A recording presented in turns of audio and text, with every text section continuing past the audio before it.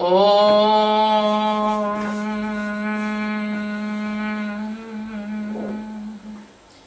ब्रह्मानंदं परम सुखदं केवलं ज्ञानमूर्तिं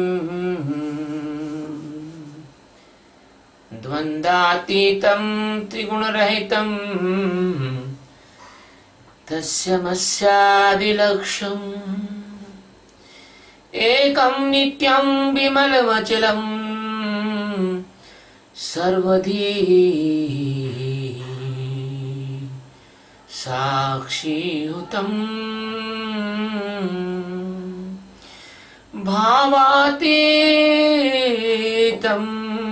गगन सदृशं सद्गुरुं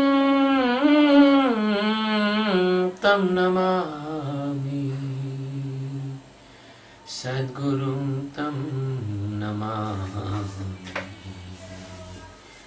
ओम गुरु ब्रह्मा गुरु विष्णु गुरुदेवो महेश्वरा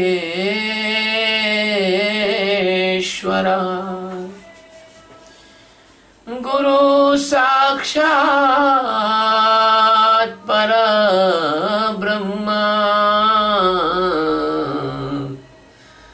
तस्मै श्री गुरुवे नमः।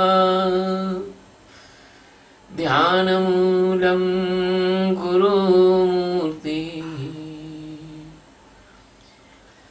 पूजामूलं गुरुपदम् मंत्रमूलं गुरुर्वाक्यम् मोक्षमूलं गुरुकृपा। सद्गुरु भगवान की जय, स्वामी जी महाराज की जय। शिवोहम। सद्गुरु भगवान की कृपा से आज गीता के 8वें अध्याय का अंतिम श्लोक ले रहे हैं। इस श्लोक में भगवान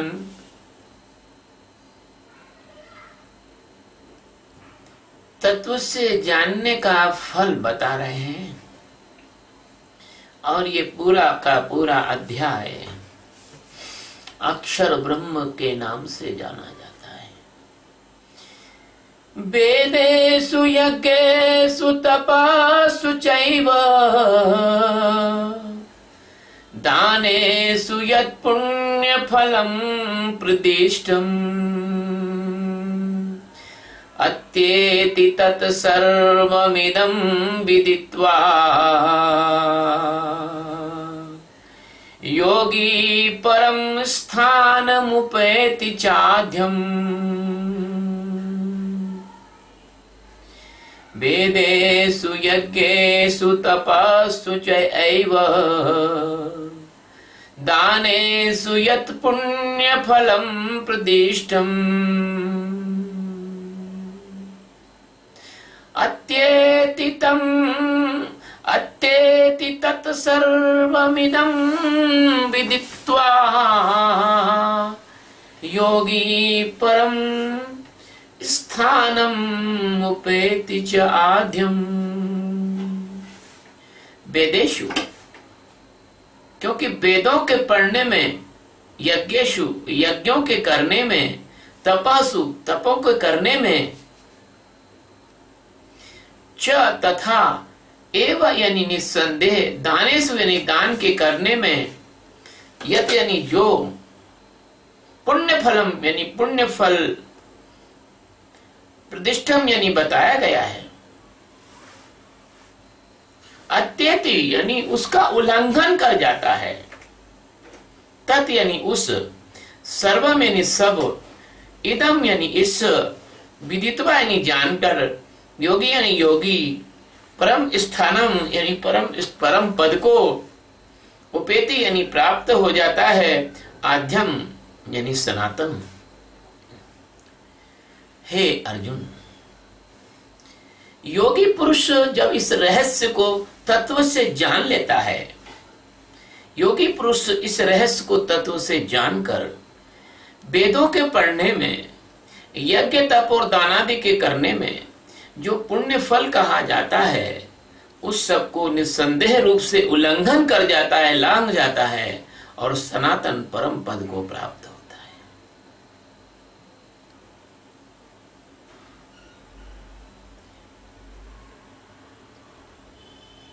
श्री कृष्ण गोविंद हरे मुरारे,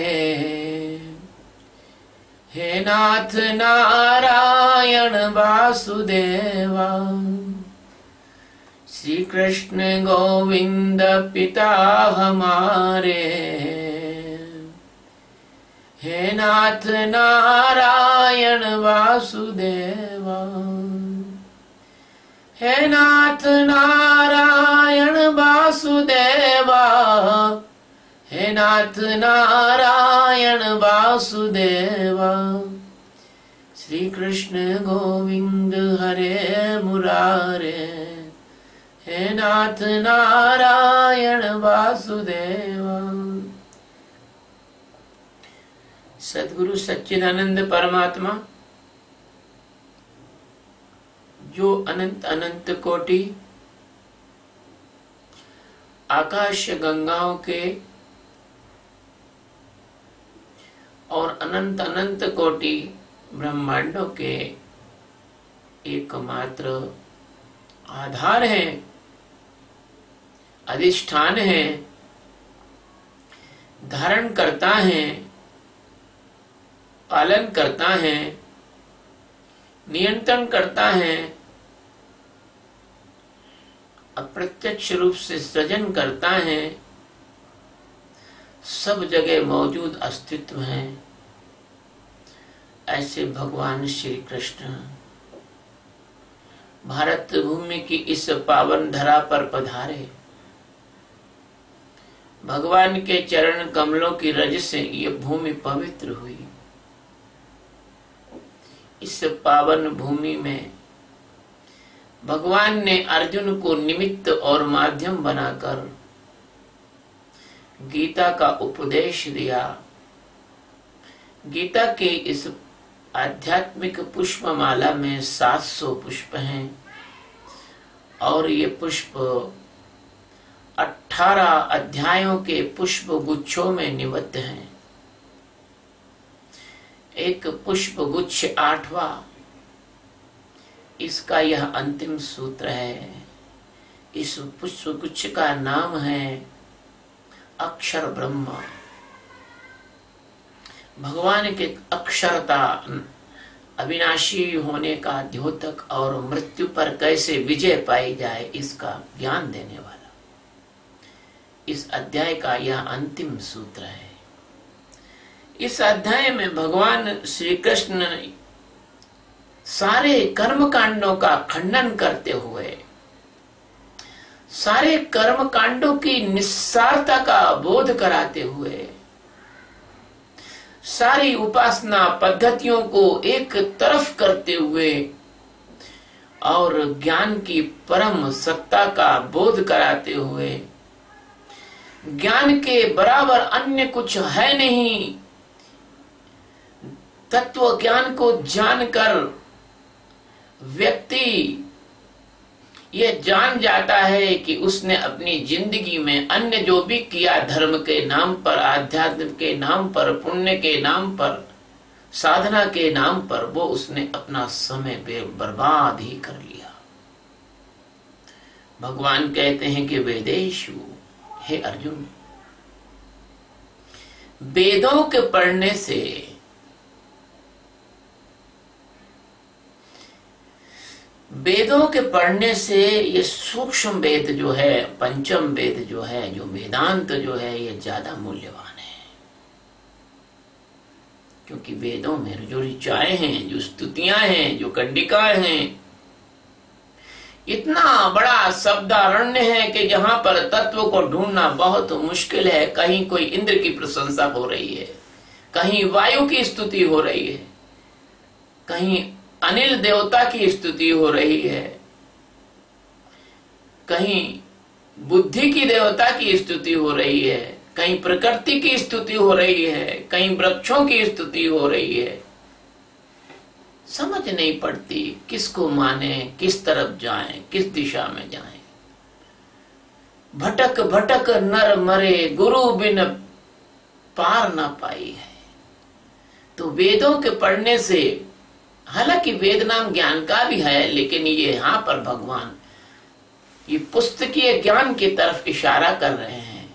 आप दुनिया की समस्त पवित्र पुस्तकों को पढ़ लो जिनको धर्मशास्त्र कहा जाता है, लेकिन उससे कोई जो फल प्राप्त होता है वो फल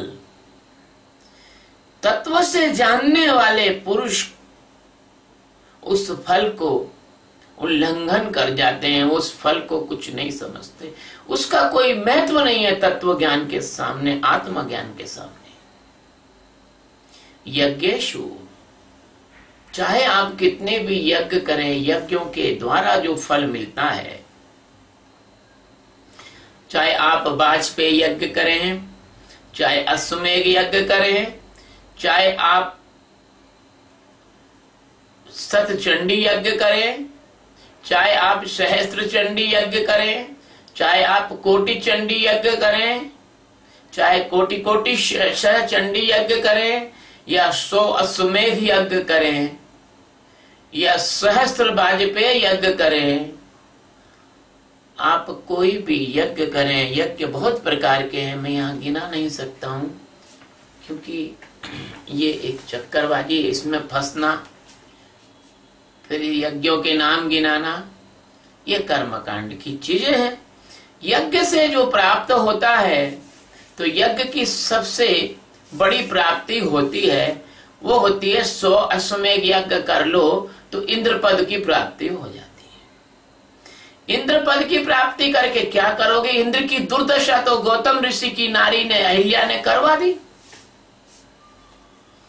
1 सहस्त्र योनि, 1000 योनि इंद्र के शरीर में हो गई, तमाम बदबू आ रही।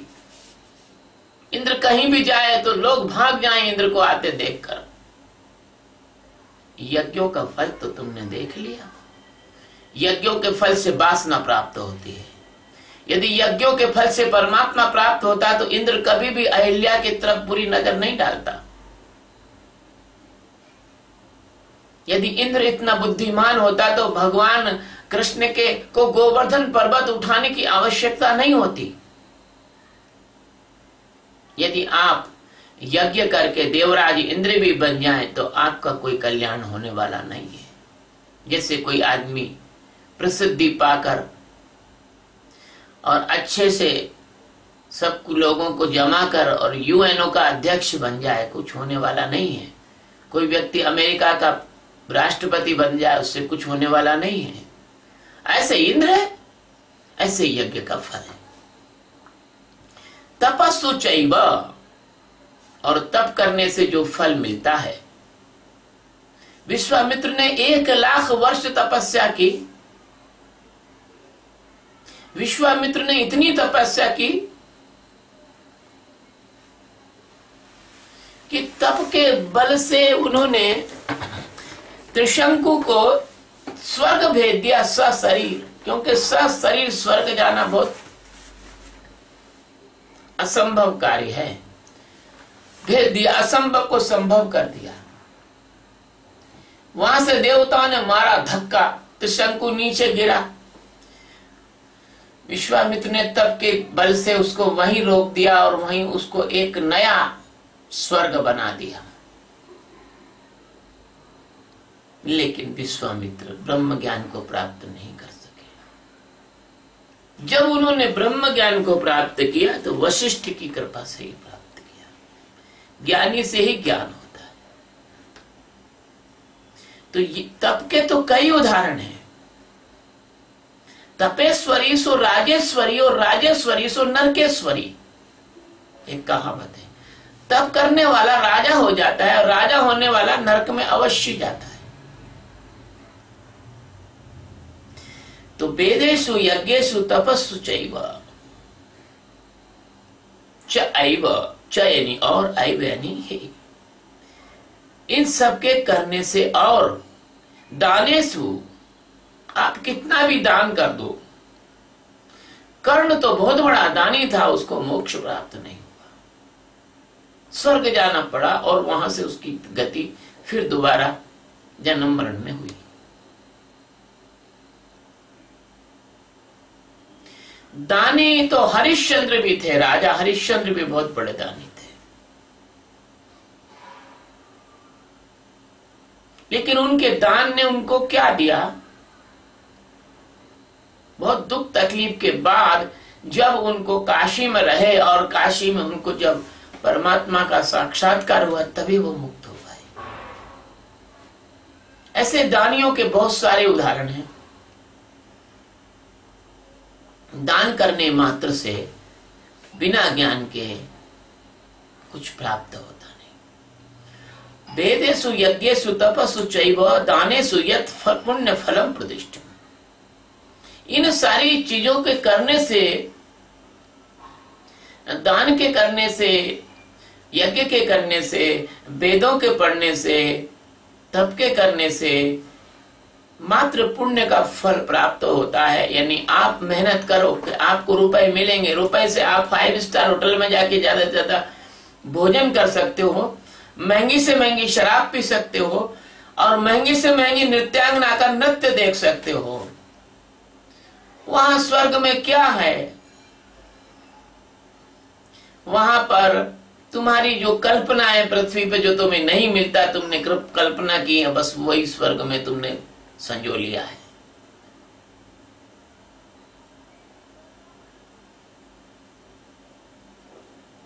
एक चुटकुला है, एक ताऊ जो है मर के स्वर्ग गया और वहां उसने सुंदर सुंदर अप्सराओं का नाच गाना देखा तो बड़ा खुश हो गया, और खुश होने के बाद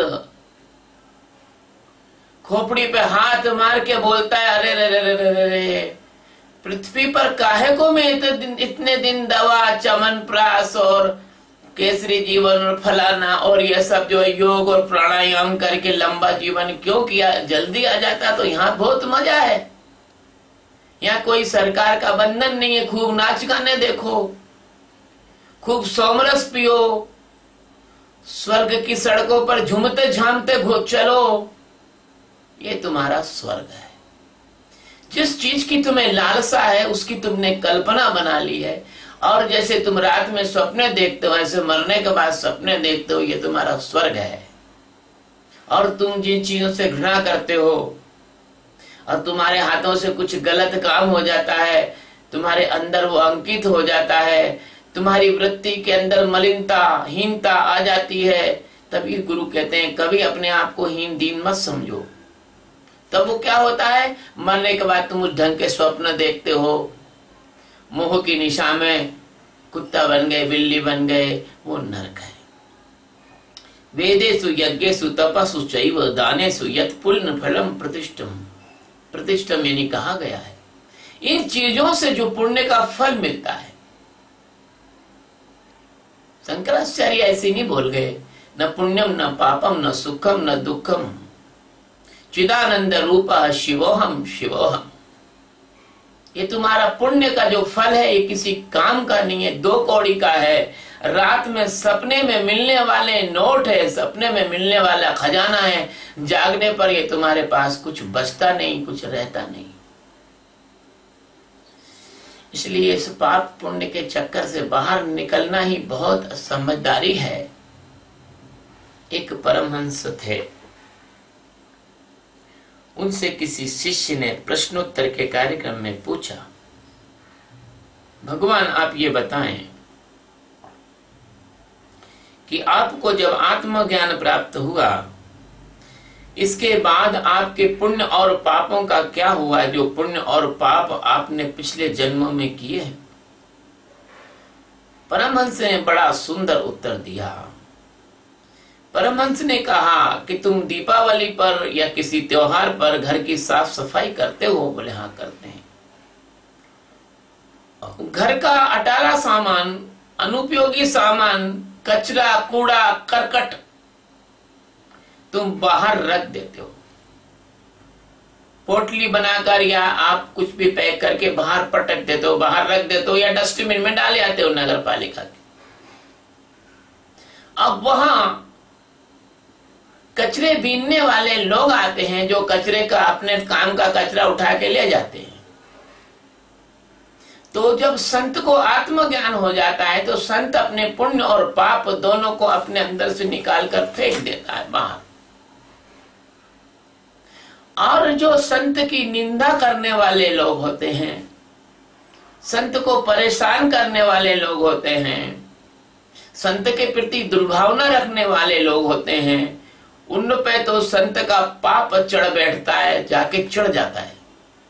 और जो संत की सेवा करने वाले होते हैं, संत के प्रति श्रद्धा रखने वाले होते हैं, उन पर संत का पुण्य जो है पहुंच जाता है, तो उनके कुछ काम हो जाते हैं और इनको कुछ दंड मिल जाते हैं बिना ही बात के। उन्होंने ये उत्तर दिया, मुझे भी वो उत्तर ठीक लगा, उन्होंने ठीक उत्तर दिया।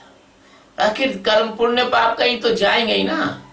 तुमने घर से कचरा झाड़ू निकाल के बाहर किया तो कचरा कहीं तो जाएगा, कोई कहीं ना कहीं तो जाएगा ना जाएगा। इसलिए वेदों से, यज्ञों से, तप से, दान से जो भी पुण्य फल होता है, वो पुण्य फल से ज्ञानी का कोई मतलब नहीं होता। ज्ञानी उसको ऐसे समझते हैं जैसे तुम ऑफिस जा रहे हो और तुम्हारे घर में 2-5 साल के छोटे छोटे बच्चे हैं, वो खिलौने से खेल रहे हैं। उनके खिलौने से खेलने को तुम देखकर निकल जाते हो, तुम्हारे अंदर ये आकर्षण नहीं आता कि तुम खिलौने उनसे छीन के खुद खेलने लग जाओ। ऐसे ही जैसे तुम रास्ते में जा रहे हो, कोई भिखारी फुटपाथ पे बैठा हुआ कहीं से लाकर सूखी झूठी रोटी खा रहा है, तुम्हारे अंदर से भाव नहीं आता कि इस भिखारी के साथ बैठ के मैं भी खाने लग जाऊं, तुम्हें इच्छा नहीं होती। ऐसे तुम कहीं चॉकलेट तुमने खरीदी और मुंह में डालने की सोची और चॉकलेट जमीन पे गिर गई, गंदे स्थान पे गिर गई, फिर तुम उसको उठा के खाने की इच्छा नहीं करते हो। इसी तरह से जो तत्ववेत्ता होता है, जो ज्ञानी होता है, वो वेद में, यज्ञ में, तप में, दान में, इन चीजों में कोई रुचि नहीं रखता है। उसे मतलब नहीं है, वो समझ गया है ये बेकार है, निस्सार है। अत्येति तत् सर्वमिदं विदित्वा, विदित्वा यानी वह जान गया है, विदित हो गया है उसको, वो समझ गया है कि यह अत्येति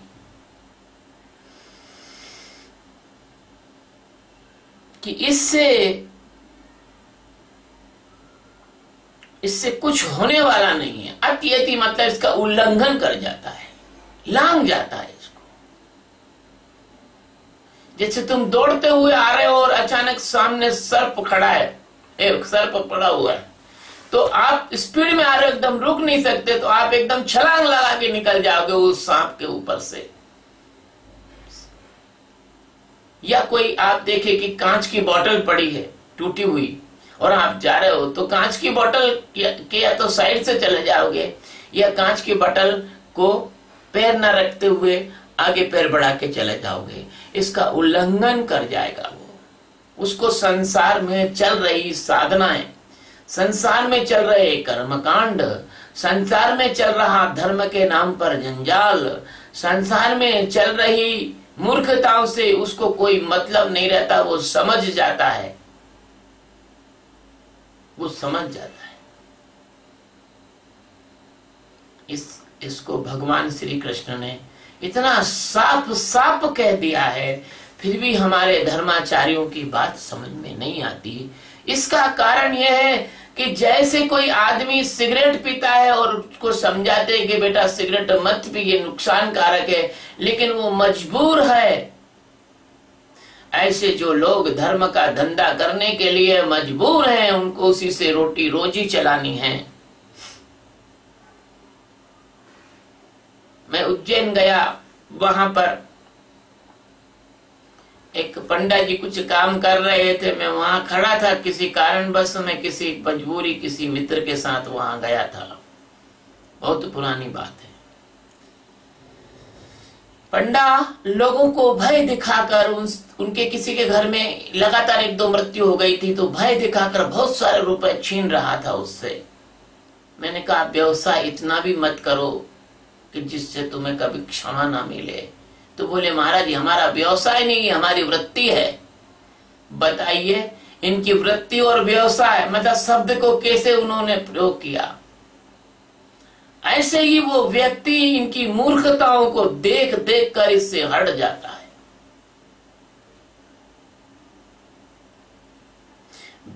वेदेषु यज्ञेषु तपस्सु चैव दानेषु यत् फल पुण्य फलम प्रतिष्ठितम्।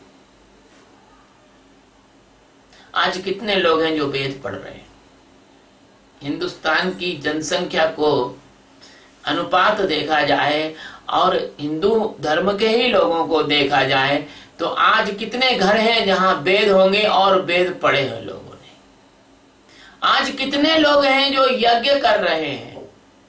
यज्ञ तो जबरदस्ती उकसा के उनको लालच देकर करवाए जाते हैं। अभी 4 दिन पहले मैं बुरहानपुर गया और ओंकारेश्वर के रास्ते में एक बड़े होटल के मालिक से मेरी भेंट हुई। उसने मुझसे कहा कि मेरा साधु संतों पर विश्वास उठ गया। तो मैंने कहा भाई क्या हुआ ऐसा? तो बोले मैंने 50 लाख रुपए खर्च करके, आधा करोड़ रुपए खर्च करके एक यज्ञ करवाया था और उस यज्ञ में साधु संत दक्षिणा और कपड़ों के लिए आपस में लड़ मरे जा रहे थे। उनका ध्यान यज्ञ की पवित्रता, भगवान की भक्ति इसमें न होकर उनका ध्यान दक्षिणा और पैसे और वस्त्र और सामान में था। तो यज्ञ बहुत ही कम होते हैं और होते हैं तो उसकी रचना इसी ढंग की होती है। कोई ऐसा आदमी ढूंढा जाता है जो यज्ञ के आकर्षण में, स्वर्ग के आकर्षण में, पुण्य के आकर्षण में, लाभ के आकर्षण में, व्यवसाय बढ़ जाए इसके आकर्षण में, घर गृहस्थी में बहुत अच्छी सुख शांति आ जाएगी, भगवान पधार जाएंगे इसके आकर्षण में यज्ञ कराता है। लेकिन जो यज्ञ करने वाले होते हैं, याज्ञिक होते हैं, पुरोहित होते हैं, उनके आचरण को देखकर, उनको निकटता से जब वो देखता है तो अपने निर्णय पर पछताता है। ऐसे ही जीवात्मा जो परमात्मा का आत्मज्ञान प्राप्त नहीं करता और इन चीजों में फंसा रहता है, वो मृत्यु के समय पछताना पड़ेगा उसको। लेकिन फिर भी भगवान श्री कृष्ण ने और गीता जैसी पुस्तक में और 8वें अध्याय के अंतिम सूत्र में जब इन चीजों का खंडन किया है, फिर भी लोग इन चीजों पर ही ध्यान देकर आत्मज्ञान पर ध्यान नहीं दे रहे। इससे पता लगता है कि हमारे यहाँ इस संसार में लोग कितने बुद्धिहीन हो चुके हैं। वेदेषु यज्ञेषु तपस्सु चैव दानेषु यत् पुण्य फलम प्रतिष्ठम्, ऐसा कहा गया है। इसके पुण्य फल के बारे में जो कहा गया है, अब पुण्य फल तो आप समझ जाओ, परमात्मा किसी पुण्य फल से प्राप्त नहीं हो सकता। परमात्मा कोई वस्तु नहीं है जिसे आप दान देकर चुका के खरीद लो। पुण्य फल एक तरह का रुपया है, एक तरह का धन है। ये दुनिया का जो धन, हीरा मोती जवाहरात और नोट, जो डॉलर और पाउंड स्टर्लिंग, ये सारे चीजें यहाँ का संसार का धन है। लेकिन पुण्य जो है वो पारलौकिक धन कहा गया है। उसमें इस लोक से दूसरे लोक में, जैसे आप यहाँ से अमेरिका जा रहे हो, अगर आपके पास रुपए हैं, मान लो रुपए आपके पास ना चले, लेकिन आपके पास एक कार्ड है, वीजा कार्ड, क्रेडिट कार्ड, कोई भी कार्ड है जो पूरा ग्लोबल कार्ड है, वो चल जाएगा। तो ऐसे ही ये जो पुण्य फल है, ये पारलौकिक धन है। इस धन से आप परमात्मा को नहीं खरीद सकते, इस धन से आप सुख को खरीद सकते हो। पैसे से आप रोटी खरीद सकते हो, पैसे से आप भूख नहीं खरीद सकते। शादी करके आप स्त्री ला सकते हो, शादी करके आप स्त्री का प्रेम नहीं जीत सकते। पैसे से आप बिस्तर खरीद सकते हो, पैसे से आप नींद नहीं खरीद सकते। पैसे से आप किसी को दबा सकते हो, पैसे से आप उसका दिल नहीं जीत सकते। पैसे से आप ताकतवर हो सकते हो, पैसे से आप परमात्मा की कृपा और करुणा नहीं पा सकते हो। इसलिए ये जो पुण्य रूपी पैसा है, ये भगवान के सामने 2 कौड़ी का है। ये ऐसा है जैसे कोई पागल आदमी अपने आप को प्रधानमंत्री समझने लग जाए, ऐसे ही ये पुण्य जो है वो ऐसा ही काल्पनिक है, तुम्हारा स्वयं का पागलपन है ये। क्योंकि पुण्य का संबंध तुम्हारे स्थूल और सूक्ष्म शरीर से है। पुण्य का संबंध तो कारण शरीर से ही नहीं हो। कितना भी पुण्यात्मा आदमी मरे या कितना भी पुण्यात्मा आदमी को क्लोरोफार्म सुंघा दो, जब जाने उसके पुण्य उसको बेहोश होने से बचा ले। अगर तुम्हारे पुण्यों में इतनी ताकत है तो दुनिया का सबसे बड़ा पुण्य आत्मा ले आओ, जिसने के लाखों मंदिर भी बना दिए हो और बहुत सारे यज्ञ भी कराए हो, जिसने हर जगह भोजन की व्यवस्था करवाई हो, सब कुछ करवाया हो, उसका पुण्य जो है, उसका पुण्य क्लोरोफार्म से बेहोश होने से बचा ले, तो हम मान जाए। हम नाम नहीं लेंगे, लेकिन एक आदमी था, उसने बहुत सारा पुण्य का काम किया था और बहुत सारी जगह पर उसने भोजन बंटवाया, भोजन की भोजनशालाएं चलवाई, सदा व्रत चलवाए, लेकिन उसको मंदिर के अंदर गोली मार के हत्या कर दी गई। क्यों भाई? उसका पुण्य ने उसको बचाया क्यों नहीं? कहते ना पुण्य आड़े आ गया तो बच गए, पुण्य ने बचाया क्यों नहीं? सरेआम उसको गोली मार दी।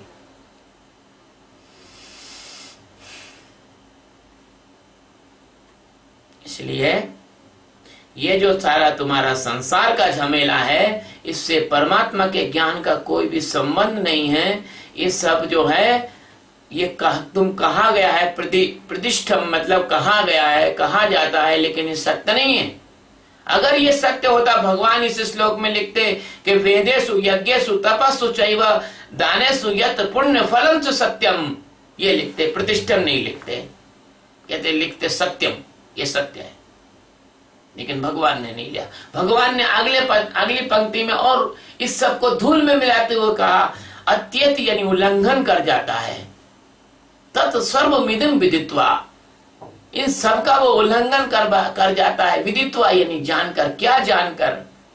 अपने आत्म स्वरूप को जानकर, अपने परम ज्ञान को जानकर, अपनी उस मौजूदगी को जानकर जो जन्म के साथ जन्मती नहीं, मरने के साथ मरती नहीं, जो अनादि है, शाश्वत है, अनंत है, अजन्मा है, अक्लेद्य है, अछेद्य है, अशोष्य है, सर्वभौम है,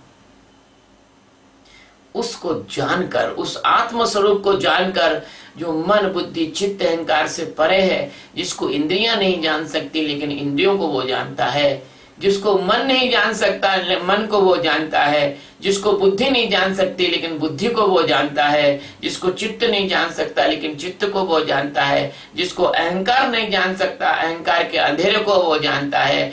उस उज्जवल धवल परम सत्य को प्राप्त करके, उसको जानकर योगी परम स्थानम मुपेति चाद्यम, ऐसा जो योगी होता है, ऐसा जो परमात्मा में समाहित और परमात्मा में एकीभूत हुआ, परमात्मा के साथ संयुक्त हुआ, परमात्मा के साथ मिला, परमात्मा ही हो गया, परमात्मा जैसे जानत तुम ही हो जाए, परमात्मा को जानकर परमात्मा में जीने लगा, परमात्मा के होश में खड़ा हो गया, परमात्मा ही परमात्मा का सागर उसके सामने लहराने लगा, संसार उसके सामने ऐसे गायब हो गया जैसे पानी को तत्व से जानने वाला लहरें नहीं, लहरों को भी सागर जानता है, बुलबुलों को भी सागर जानता है, फैन को भी सागर जानता है और सागर को भी सागर जानता है। ऐसा वो सम्यक रूप से जो जानने वाला है, विदित्वा यानी उसको जानकर योगी, ऐसा योगी जिसमें परमात्मा और उसमें कोई अंतर नहीं होता, वह परमात्मा बोलेगा कहाँ तुमसे? हवा बोलेगी, दरवाजा बोलेगा, खिड़की बोलेगी, दीवार बोलेगी, तारे बोलेंगे, सूरज बोलेगा? अरे परमात्मा तुमसे बात कैसे करेगा? परमात्मा बात करेगा तो योगी के माध्यम से, सदगुरु के माध्यम से, ज्ञानी के माध्यम से, परमहंस के माध्यम से, ब्रह्मवेत्ता के माध्यम से बात करेगा। ये परमहंस, ये ज्ञानी, ये योगी, ये तत्वविद, इसके बारे में एक शब्द में कहा है योगी। वह योगी है जो विदित्वा, जो जान लेता है। जो जान नहीं लेता वो योगी नहीं हो सकता। जो मान लेता है वो योगी नहीं है। जो मानता है वो रिलीजियस है, वो स्पिरिचुअल नहीं है, वो रिलीजियस है।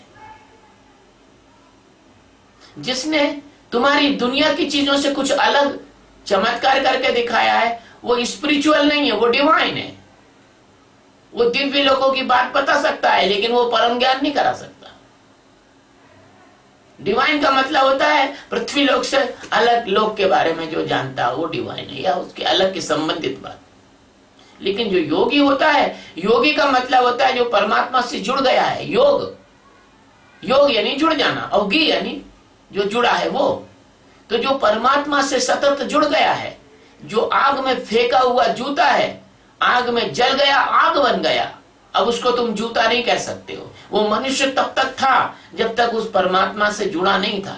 वो परमात्मा में जाग गया, परमात्मा में खड़ा हो गया, परमात्मा ही हो गया, वो आग ही हो गया। वो अब जूता नहीं है, वो रस्सी नहीं है, वो स्टूल नहीं है, वो टेबल नहीं है, वो लकड़ी नहीं है, क्योंकि वो आग हो गया। इसलिए ऐसा जो योगी होता है वह परम स्थान, मतलब सबसे ऊपर का जो स्थान है, सबसे अलग स्थान है। ऊपर का मतलब ये नहीं कि ऊपर नीचे दीवार की छत और नीचे फर्श, ऐसा नहीं है। ऊपर का मतलब यह है कि वो ऐसे स्थान को प्राप्त हो गया है जहां संसार की माया, संसार की कल्पना, संसार का दुख, संसार का सुख, संसार की तनाव, संसार की परेशानी, संसार की धूल, संसार की धमास, संसार की बेवकूफी, संसार की बुद्धिहीनता, संसार की मूर्खता, ये उसको छू भी नहीं सकती है। संसार के शस्त्र कुछ छू भी नहीं सकते। यहाँ एक बात मेरे को याद आती है। कपिल मुनि हुए। कपिल मुनि अस्त्र शस्त्रों के बहुत बड़े ज्ञाता थे। तो कपिल मुनि ने ऐसे ऐसे गोपनीय हथियार बनाए हैं कि तुम्हारे यहाँ पर जो परमाणु बम और तुम्हारे न्यूट्रॉन बम है, तुम्हारे जो बम है वो कहीं भी नहीं लगते हैं। तुम्हारे बम काम करते हैं भौतिक रूप से, पदार्थिक रूप से, लेकिन कपिल मुनि के बम काम करते हैं कारण शरीर के रूप से। वहीं से वो बम ऐसे है, संकल्प शक्ति से चलाए जाते हैं। जैसे भगवान राम धनुष बाण को ऐसे लेते थे, मंत्र पढ़ते थे और छोड़ देते तो वही जो सिंपल सा बाण था वो बदल जाता था काय में जाके ब्रह्मास्त्र में। तो कपिल मुनि जो थे, तो उनके जो शस्त्र है वो आज भी भारत में गोपनीय जगहों पर हैं। मेरे एक संत मित्र थे, उन्होंने मुझे बताया था और मुझे विश्वास है उनकी बात पर, क्योंकि मैंने भी जाना है तो मैं इस बात को। तो ये सब परम शस्त्र हैं वो। ऐसे ही ये जो योगी होता है, इसको ऐसा परम स्थान प्राप्त हो जाता है, उनको ऐसा परम स्थान प्राप्त हो जाता है। परम स्थान मुपेतिच आद्यम, उस परम पद को उपेति यानी उपेति यानी प्राप्त करके, आद्यम, आद्यम शब्द इन सब को प्रकट करने वाला, इन सब का आत्मा है आद्यम। आद्यम का मतलब क्या होता है? सनातन ब्रह्म सच्चिदानंद परमात्मा। आद्यम यानी जो आदि अनंत है, आदि से जिसकी कोई आदि भी नहीं जानता, जिसकी कोई उत्पत्ति नहीं जानता, जिसका कोई जन्म नहीं जानता, जो अजन्मा है, अनादि है, अनश्वर है, उस परम पद को वह योगी प्राप्त कर लेता है। और वह वेद, यज्ञ, तप, दान आदि तुम्हारी सांसारिक चीजों का उल्लंघन कर जाता है। और उस परम पद को प्राप्त करने के बाद, ये तो मैं कहता ही चला आ रहा हूं कि फिर उसका जन्म नहीं होता, वो जन्म मरण के चक्र से छूट जाता है, वो तुम्हारी ये संसार की चिंता परेशानियों से छूट जाता है, वो तुम्हारे इन मूर्खता बेवकूफियों से छूट जाता है। ये तुम्हारे देवी देवताओं के नाम पे तुम परेशान होते रहते हो, ये करना वो करना वो करना, इद्दे बजे सुटना नहाना धोना, ये फालतू तुम्हारे गोरख धंधे से छूट जाता है। वो परमात्मा के परम शांत और परम आनंद अवस्था में जीते जी खड़ा हो जाता है। और मरने के बाद क्या कर रहे हो? अरे जब उसका शरीर छूटता है तो ऐसे छूटता है जैसे टप से फल पक के गिर जाता है, उसको पता ही नहीं चलता। ऐसे वो शरीर की कभी चिंता नहीं करता। जब ज्ञान हो जाता है तो अपने आप वो शरीर से अलग हो ही जाता है। तो ऐसा जो परम स्थान प्राप्त किया हुआ जो योगी है, वो परम सत्य को जानने वाला जो योगी है, वो ये तुम्हारे संसार के, तुम्हारे धर्म के नाम पर, तुम्हारे अध्यात्म के नाम पर, तुम्हारे योग के नाम पर, तुम्हारे कुंडली के नाम पर, तुम्हारे जो है तरह तरह के समर्पण के नाम पर, तुम्हारे जो है दान के आधार पर चल रहे संस्थानों के नाम पर किसी चीज पर उसको कोई आकर्षण होता नहीं। वो परम पद परमात्मा सच्चिदानंद का साक्षात स्वरूप होता है। गीता में यह जो अध्याय है, इसको इसलिए अक्षर ब्रह्म अध्याय दिया गया नाम कि तुम ब्रह्म हो और तुम अक्षर हो, तुम्हारा कभी क्षर नहीं होता। तुम ब्रह्म हो, तुम सच्चिदानंद हो। अपने सच्चिदानंद स्वरूप में जागो और अपने आप को जानो। और शरीर में के क्रियाओं से, मन की क्रियाओं से, बुद्धि की क्रियाओं से, चित्त की क्रियाओं से जो तुम साधना के नाम पर ढोंग कर रहे हो, उस ढोंग से मुक्त होकर और साक्षी का ध्यान करो, जिससे तुम अपने से धीरे धीरे अलग होते जाओगे। इन चीजों से धीरे धीरे अलग होते जाओगे और अपने सत्य स्वरूप की ओर समाहित होते चले जाओगे। जब आप पूरी तरह से परिशुद्ध अवस्था में आओगे, जब पूर्णतः आप इन सब से डिटैच हो जाओगे, इन सब से अलग हट जाओगे, जब तब आपको पता लगेगा कि ये तो सब व्यर्थ थे। और तब क्या होगा कि आप तत्सर्वम सर्वमिदं विदित्वा, ये सारी चीजों की निस्सारता का बोध प्राप्त करके योगी हो जाओगे और सनातन परम पद को प्राप्त हो जाओगे। मेरा ऐसा मानना है कि इस सूत्र का इतना ही अर्थ पर्याप्त है। और भगवान की कृपा से ये जो है प्रवचन YouTube पर अपलोड किए जाते हैं। आप सब लोगों के लिए, आप में से कोई जिज्ञासु हो वो मेरे तक आ सके, इसके लिए मैं आप सबसे निवेदन करता हूँ, आप इन प्रवचनों को सब्सक्राइब करें और आप इन प्रवचनों को अपने परिवार में सुने, अपने रिश्तेदारों को सुनाएं, अपने मित्रों को भेजें, आप इनका प्रचार प्रसार करें। आपकी इस सेवा के वजह से हो सकता है कोई परमात्मा का प्यासा प्यारा जिज्ञासु मुझ तक आ जाए और उसका कल्याण हो जाए। उसका कल्याण होने पर आपको वेद पढ़ने, यज्ञ करने, तप करने, दान करने आदि पुण्यों से भी बड़ा पुण्य आपको प्राप्त हो जाएगा। ये बात बिल्कुल सत्य है। आपके अंदर मौजूद परमात्मा को मैं नमन करता हूँ। शिवोहम।